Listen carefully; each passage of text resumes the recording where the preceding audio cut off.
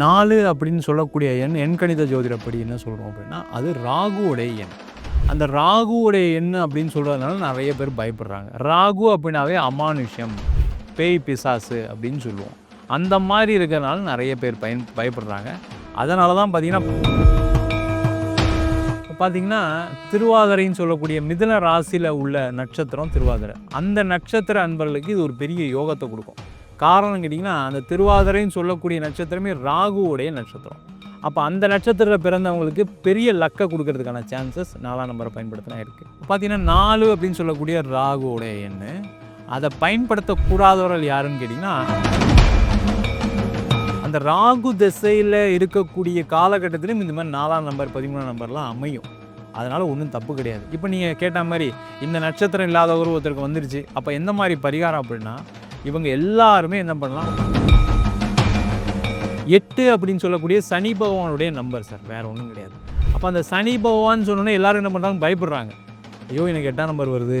8ஆம் நம்பர்ல வீடு அமைஞ்சிருக்கு. 8ஆம் நம்பர்ல வாகனம் அமைஞ்சிருக்கு. உண்மையிலே 8ஆம் நம்பர்ல ஒரு வாகனம் அமையுது, 8ஆம் நம்பர்ல வீடு அமையுது அப்படின்னா, அவங்க ஒரு யோகசாலின்னு அர்த்தம். இப்ப பார்த்தீங்கன்னா, யாரெல்லாம் 8 தவிர்க்கணும் அப்படின்னா, கண்டிப்பா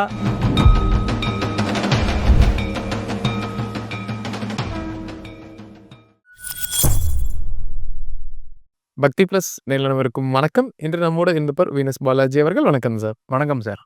சார் இப்ப பொதுவாவே எண்கணிதத்தில வந்து நிறைய குழப்பங்கள் இருக்குங்க சார். 4 அப்படிங்கிற எண் பயன்படுத்தக்கூடாது. 8 அப்படிங்கிற எண் பயன்படுத்தக்கூடாது. இதே கூட்டு எண்ல வர்றப்ப பார்த்தீங்கன்னா, 13 அப்படிங்கிறது 4ஓட கூட்டு எண் வருதுங்க சார். அத சார்ந்து நிறைய குழப்பங்களும், பயமும் இருந்துகிட்டு இருக்கு. ஒரு வாகனமோ, இல்ல ஒரு வீடோ அந்த எண்ல அமைஞ்சிருச்சு அப்படின்னா, அத வந்து ரொம்ப ஒரு அபசகுனமா தான் எல்லாருமே பார்க்குறாங்க சார். இப்ப நீங்க பொதுவா அந்த 4 அப்படிங்கிற எண்ணுக்கு என்ன காரணம்? எதனால அப்படி எல்லாரும் பார்க்குறாங்கன்னு சொல்லுங்க சார். 4 அப்படின்னு சொல்லக்கூடிய எண் எண்கணித ஜோதிடப்படி என்ன சொல்றோம் அப்படின்னா, அது ராகுவுடைய எண். அந்த ராகுவுடைய எண் அப்படின்னு சொல்றதுனால நெறைய பேர் பயப்படுறாங்க. ராகு அப்படின்னாவே அமானுஷ்யம், பேய், பிசாசு அப்படின்னு சொல்லுவோம். அந்த மாரி இருக்கிறனால நெறைய பேர் பயப்படுறாங்க.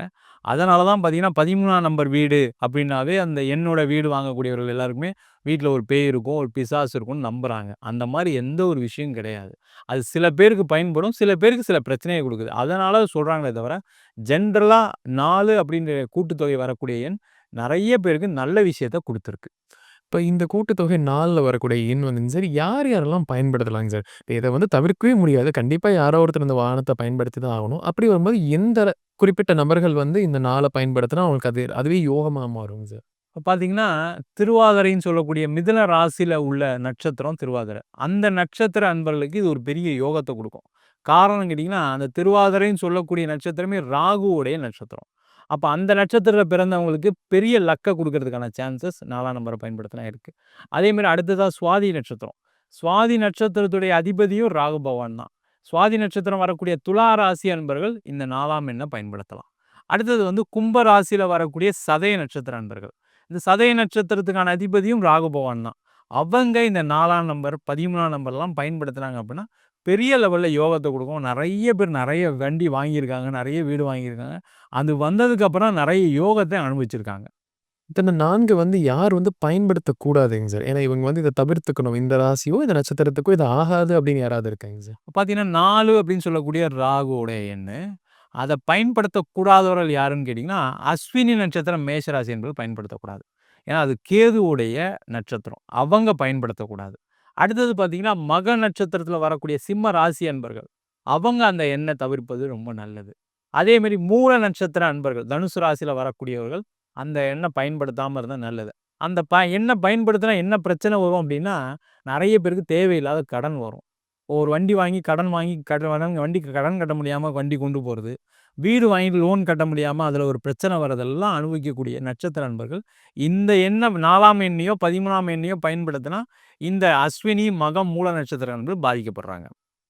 இப்ப இந்த ஒரு உதாரணத்துக்கு இந்த ராசி நபர்களோ, இல்ல வேற பொதுவா இந்த குறிப்பிட்ட 6 பேர் எல்லாத்தையும் வாங்கிறாங்கன்னு வச்சுக்கலாமேங்க சார். அவங்களுக்கான ஒரு பரிகாரம் ஏதாவது இருக்கா? ஆக்சிடென்டலி இந்த நம்பர் நமக்கு வந்துருது. ஒரு அபார்ட்மெண்ட்டோ, வீடோ அமைஞ்சிருது. அப்போ ஒரு பரிகாரம் செஞ்சா இந்த பிரச்சனை வரக்கூடாது அப்படின்னா என்ன பண்ணலாங்க சார்? இது இன்னொன்னு எப்படி நடக்கும் அப்படின்னா, நெறைய பேர் ராகு திசை நடக்கும். அந்த ராகு திசையில இருக்கக்கூடிய காலகட்டத்திலும் இந்த மாரி 4ஆம் நம்பர், 13ஆம் நம்பர்லாம் அமையும். அதனால ஒண்ணும் தப்பு கிடையாது. இப்ப நீங்க கேட்டா மாரி, இந்த நட்சத்திரம் இல்லாதவர் ஒருத்தருக்கு வந்துருச்சு. அப்ப எந்த மாரி பரிகாரம் அப்படின்னா, இவங்க எல்லாருமே என்ன பண்ணலாம், ஒரு வண்டி வாங்குறாங்க. அப்படின்னா கண்டிப்பா துர்க்கை வழிபாடு. முதல்ல வண்டி வாங்குனோனே ஒரு துர்க்கை கோவில் போய் நீங்க ஒரு ஒரு வீடு அந்த வண்டிக்கான ஒரு அர்ச்சனை பண்ணிக்கிறது ரொம்ப நல்லது. அப்படி இல்ல அப்படின்னா, அவங்களுக்கு துர்க்கைய பத்தி தெரியல அப்படின்னா, பக்கத்துல ஏதாவது விநாயகர் கோவில் இருக்கும். அந்த விநாயகர் கோவிலே பார்த்தீங்கன்னா, அரச மரத்துக்கு கீழ இருக்கக்கூடிய விநாயகர் கோயிலா இருக்கிறது நல்லது. அந்த அரச மரத்துக்கு கீழ இருக்கக்கூடிய விநாயகர் கோயில்ல 2 சர்ப்பம் சேர்ந்தா மாரி இருக்கும். பாம்பு சேர்ந்தா மாரி இருக்கும். அத நாகர் அப்படின்னு சொல்லுவோம். அது ராகு கேது தான் அது. அங்க போய் ஒரு பூஜை பண்ணிட்டு அந்த வண்டிய எடுத்துக்கலாம். ஒண்ணும் பிரச்சனை கிடையாது. இல்ல இப்ப பார்த்தீங்கன்னா, சென்னையில நெறைய பேர் இருக்காங்க. சென்னையில பார்த்தீங்கன்னா, ஒரு பெரிய ஒரு பிரசித்தி பெற்ற ஸ்தலம் வந்து பாடிகாட் முனீஸ்வரர் அப்படின்னு ஒரு கோவில் இருக்கு. அந்த கோவில்ல போய் ஒரு பூஜை பண்ணிட்டு வண்டிய எடுத்துக்கோங்க. நெறைய பேர் சென்னை வாசி மக்கள் நெறைய பேர் இருக்காங்க. அந்த மாரி பண்ணும்போது, அது ஒரு பிரச்சனைய குடுக்காது. நீங்க எந்த ஊர்ல இருந்தாலும் சரி, சிவன் கோவில்ல கண்டிப்பா துர்க்கை இருக்கும். அந்த துர்க்கை வழிபாடு பண்ணி வண்டி எடுத்துக்கலாம். அப்போல விநாயகர் இருக்கும். அந்த விநாயகர் வழிபாடு பண்ணி வண்டி எடுத்துக்கிட்டாங்கன்னா, எந்த பிரச்சனையும் வராது. இப்ப அதே வீடு கட்டியிருக்காங்க.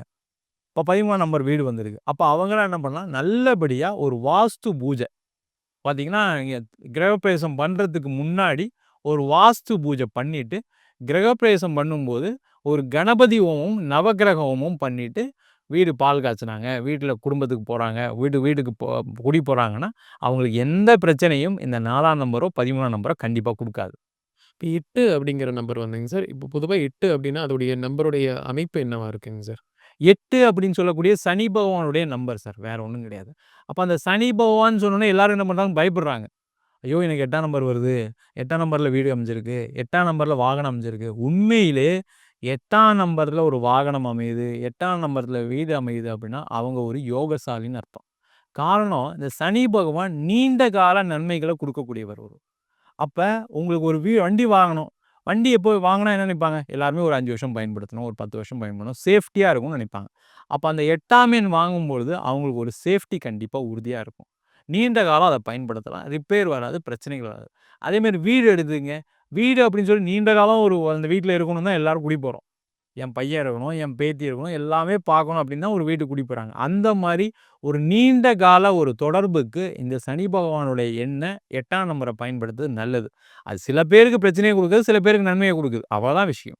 இப்ப இந்த 8 அப்படிங்கிறது சில பேத்துக்கு பிரச்சனை வரும் இல்லைங்க சார். இது எந்தெந்த ராசியினர் வந்து 8ஐ தவிர்த்தே ஆகணுங்க சார்? இப்ப பார்த்தீங்கன்னா, யாரெல்லாம் 8 தவிர்க்கணும் அப்படின்னா, கண்டிப்பா கடக ராசி என்பவர்கள் 8 தவிர்க்கணும். 8 பயன்படுத்தக்கூடாது. அவங்களுக்கு ஒரு பிரச்சனைய குடுத்துரும். 1. அடுத்தது பார்த்தீங்கன்னா, ரோகிணி நட்சத்திரம் வரக்கூடிய ரிஷப ராசி என்பர்கள். அவங்க அந்த 8ஆம் நம்பர பயன்படுத்தாம இருக்கிறது நல்லது. அதே மாரி அஸ்த நட்சத்திரத்தில வரக்கூடிய கன்னி ராசி அன்பர்கள். அவங்க 8 பயன்படுத்தாம இருக்கிறது ரொம்ப நல்லது. அதேபோல திருவோண நட்சத்திரம் சொல்லக்கூடிய மகர ராசி அன்பர்கள். திருவோண நட்சத்திரம் மட்டும் அதில விலக்கு. மகர ராசிக்காரங்க எல்லாருமே பயன்படுத்தலாம். அந்த திருவோண நட்சத்திரமா இருந்தாங்கன்னா, அவங்க அந்த நம்பர பயன்படுத்தாம இருக்கிறது ரொம்ப நல்லது. இப்ப 8 அப்படிங்கிறது வந்து சனியோட நம்பர்ன்னு சொல்லியாச்சுங்க சார். அப்ப அது சில நபர்களுக்கு அது யோகமா கூட அமையலைங்க. அப்படிப்பட்ட யாருக்கு இந்த 8 அப்படிங்கிறது யோகமா இருக்குங்க சார்? முதல்ல பார்த்தீங்கன்னா, 8 யோகத்த குடுக்கக்கூடிய ராசி அன்பர்கள் யாருன்னு கேட்டா, துலா ராசி அன்பர்களுக்கு மிகப்பெரிய யோகத்த குடுத்துரும். ஏன்னா, துலா ராசியில உச்சமாகக்கூடிய கிரகம் சனி பகவான். அதனால துலா ராசி அன்பர்கள் 8 தைரியமா பயன்படுத்தலாம். ஒண்ணும் பிரச்சனையே வராது. அதேபோல மகர ராசி அன்பர்கள்.